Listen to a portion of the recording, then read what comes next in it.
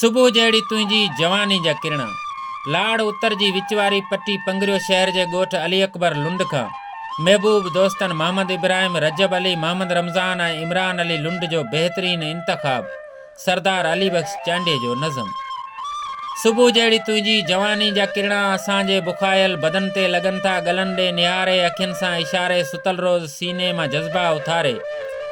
उरह ते मोहब्बत जा मीनार ठाहे असां ॾे अचनि था, असांखे चवनि था उफ़क़ ते जवानी जो सूरज उभो आहे। मोहब्बत जो मेहरान मस्ती में आहे, अथई देर कहिड़ी अञा यार छाहे।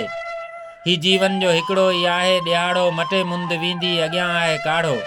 इहे वार कारा ॿ टे ॾींहं आहिनि, अखियुनि जा इशारा ॿ टे ॾींहं आहिनि, गलनि जा निज़ारा ॿ टे ॾींहं आहिनि, चपनि जा किनारा ॿ टे ॾींहं आहिनि, ॿ टे ॾींहं आहिनि, बिरह जा बदन ते ॿ टे ॾींहं आहिनि, चुमिन जा चपनि ते। चपन सां गलन ते चुमी चंड ठाहियूं, हथन सां गिची में हली हार पायूं। सुकल ठोठ सहराज सीने ते सारंग कयो एतिरो आ, अची इश्क आड़ंग। ही सोचन जो सावण, ही जज्बन जा बादल, वसण लाइ आता मिलण लाइ पागल।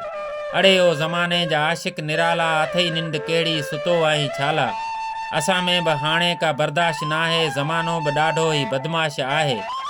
मतां केर मेरे अखियुनि सां निहारे ऐं रस्मनि जा खंजर असां ते उलारे। ही मकरूह रीतूं, ही मजरूह माण्हू, मतां मां थिया मूमल, मतां तूं थिए राणो। किथे ई न थिए जो सड़ी खाक थी पऊं, दुनिया लाइ वरी हिकु नई काक थी पऊं। लुटण लाइ सॼो लोक आहे लुटेरो, इन्हे जे करे तूं न अचिजां अवेरो। अञा इश्क आलाप ॼणजी वही आ, वही आ, वही आ, वञी छा रही आ। ही जोबन जा उधमा वरी कोन ईंदा, कन्हैया ऐं बलमा वरी कोन ईंदा, वरी कोन ईंदी वही यार अहिड़ी। सुबुह जहिड़ी जवानी सही यार अहिड़ी। बहारनि जे पोयां फिज़ाउनि जा पाछा, अॻियां वक़्तु आणे अलाए त छा छा। कॾहिं वक़्तु कंहिं लाइ न बीही रहियो आहे, मटींदो रहियो आहे, फटींदो रहियो आहे। ज़मानो रहियो आहे, दीवानो रहियो आहे। निशानो रहियो आहे त ख़ाली फसानो रहियो आहे।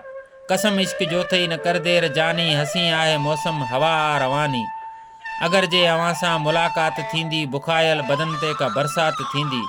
कसम में पोइ केॾी हसी रात थींदी, हली आ हथनि ते हिना रंग लायूं। हयाती जी हिकिड़ी का होली मल्हायूं, नवां रंग लायूं के सपना सजायूं, के ईदूं मल्हायूं के होलियूं मल्हायूं।